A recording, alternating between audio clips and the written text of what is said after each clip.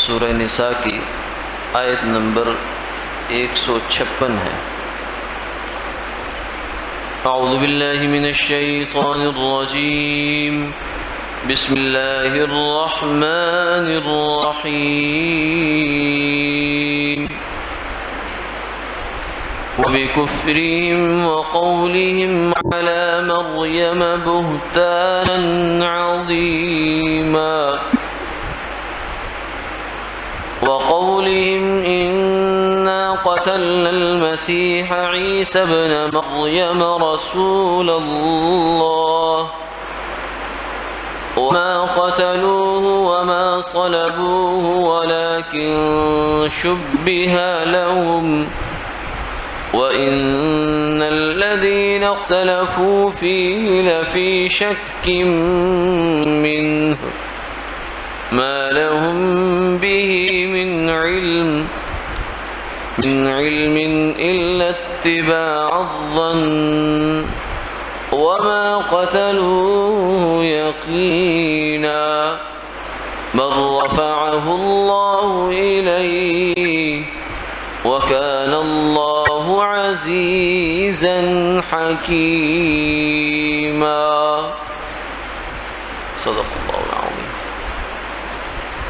اور ان کے کفر کی وجہ سے اور ان کی جانب سے سیدہ مریم علیہ السلام پر بڑا طوفان، بڑا بہتان باندھنے کی وجہ سے، اور ان کے اس قول کی وجہ سے کہ ہم نے عیسیٰ ابن مریم علیہ السلام کو قتل کر دیا جو کہ اللہ کے رسول ہیں، حالانکہ انہوں نے ان کو قتل نہیں کیا، نہ ان کو سولی پہ چڑھایا، لیکن البتہ ہوا یہ کہ ان پر معاملہ مشتبہ ہو گیا۔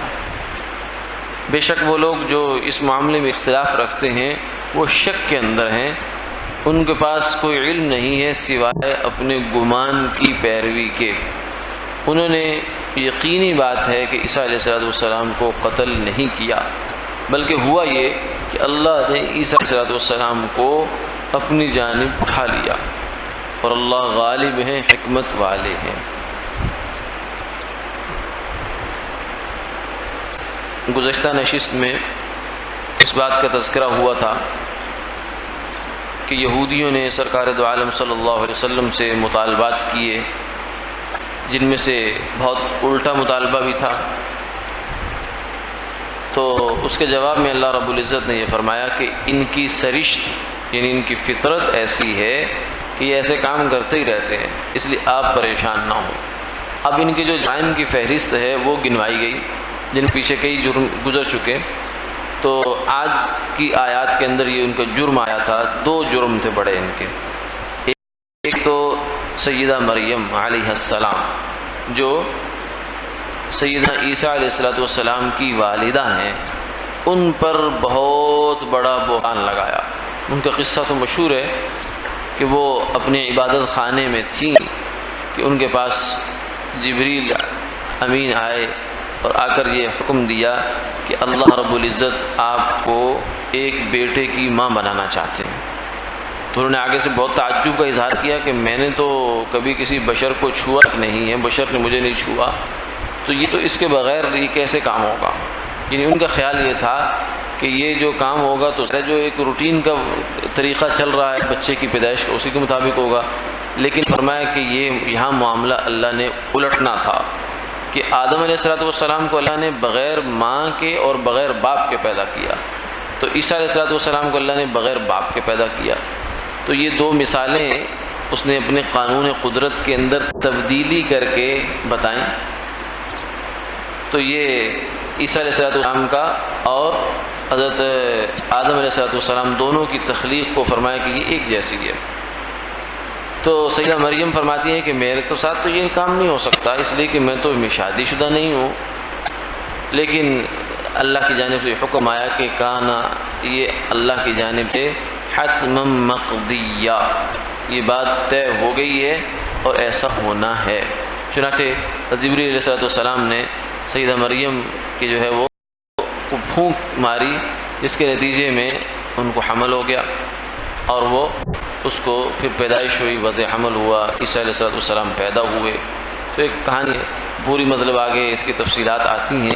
تو جب وہ ان کو لے کر قوم کے پاس آئی تو قوم نے بڑا ہی اس کو الٹے انداز میں لیا. ان کا لقد جئت شیئا فریا، یہ تم کیا لے آئی ہو، یہ تم کیا بوجھ اور کیا گناہ کی بات لے آئی ہو. تو انہوں نے جب ساری بات آگے سے سمجھائی، لیکن اس کے باوجود بھی یہودی اس بات سے باز نہ آئے کہ سیدہ مریم جو ہے وہ بری ہیں، ان پر کوئی الزام نہیں ہے.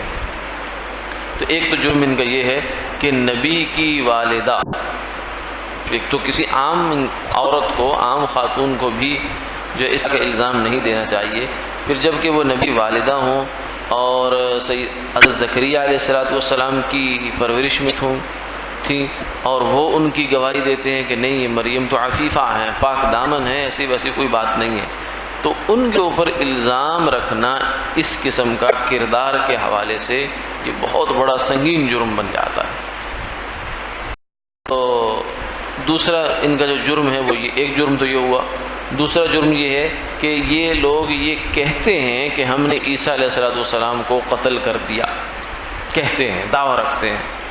اور دنیا کا اصول یہ ہے، قانون کا اصول یہ ہے، فقہ کا بھی قاعدہ یہ ہے کہ اگر ایک بندے نے کوئی کام نہیں بھی کیا لیکن وہ اس کو اون کرتا ہے، کہتے میں نے یہ کام کیا ہے، مذاق میں نہیں بلکہ سنجیدگی سے اس کو اون کرتا ہے، تو پھر وہ اس کام کا ذمہ دار سمجھا جاتا ہے. اقرار، یعنی اقرار کر لینا.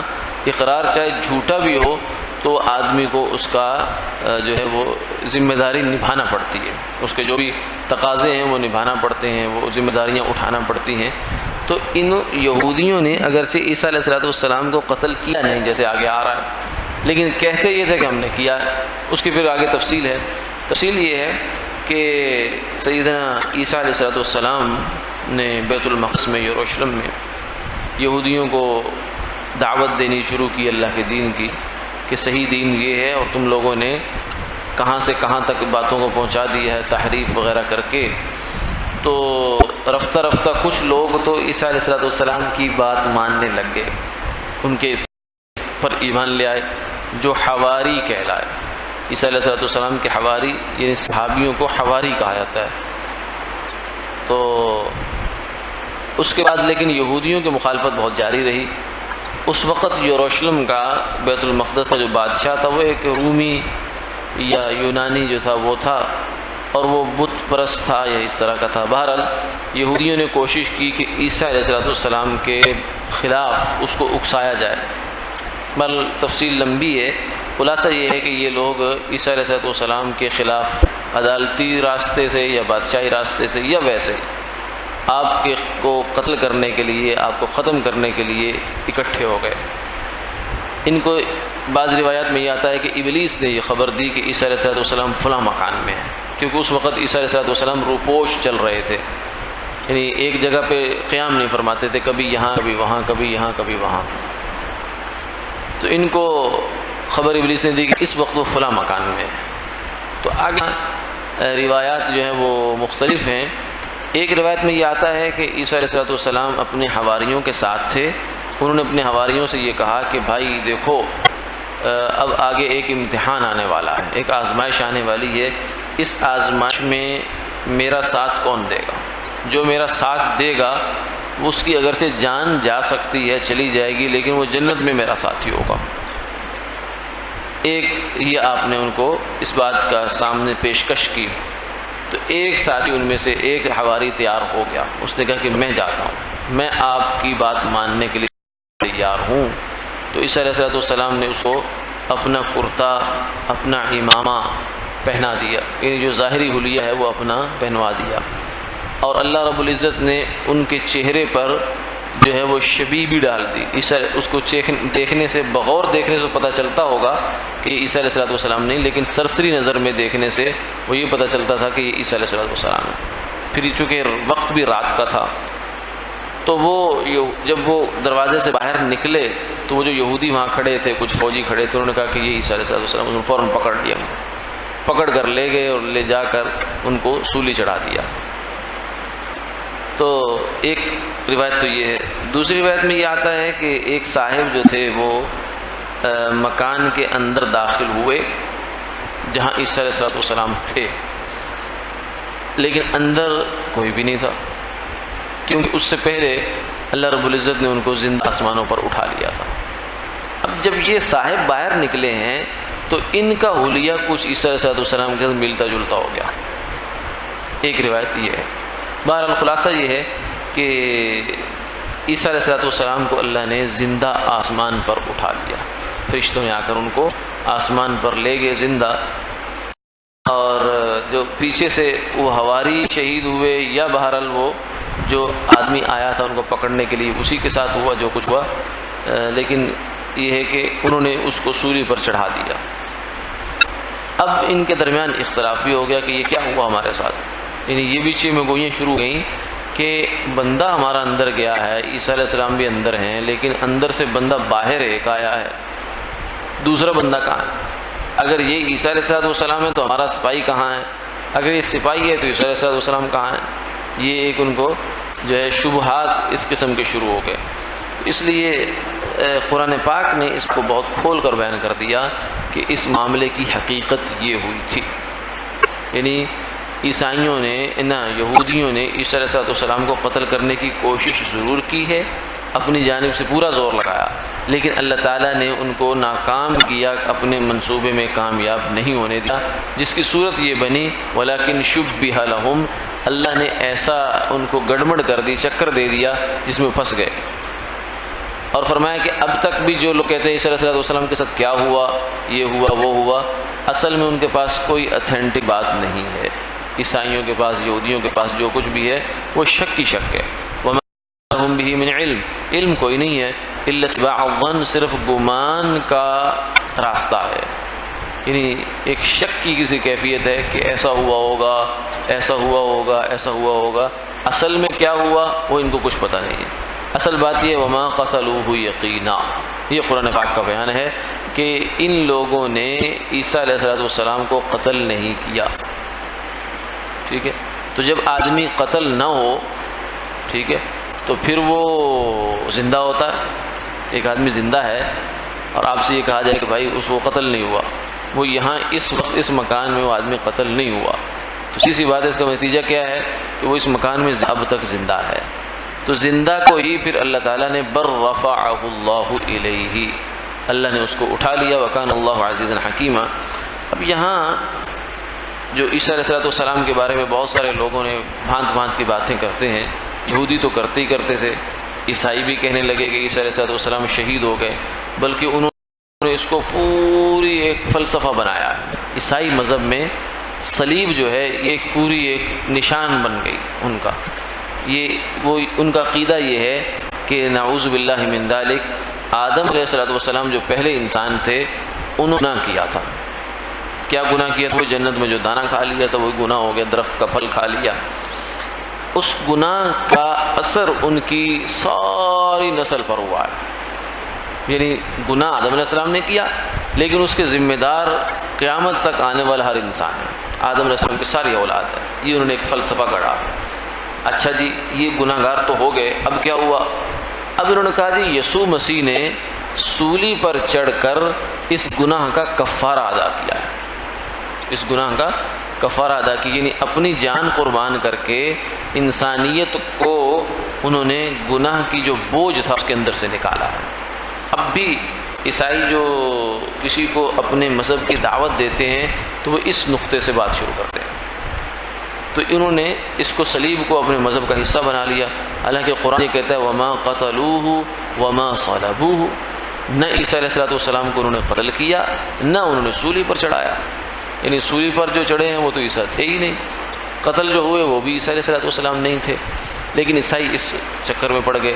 اور یہودیوں کو تو زعم تھا ہی تھا کہ ہم نے عیسیٰ علیہ السلام کو مارا، قتل کر دیا. اگرچہ شک میں ضرور تھے کہ ہوا کیا ہے، لیکن بہرحال ان کا خیال یہ تھا کہ قتل ہو گئے. اب امت مسلمہ کا عقیدہ یہ ہے، مسلمانوں کا عقیدہ یہ ہے کہ عیسیٰ علیہ السلام کو اللہ نے زندہ آسمان پر اٹھایا.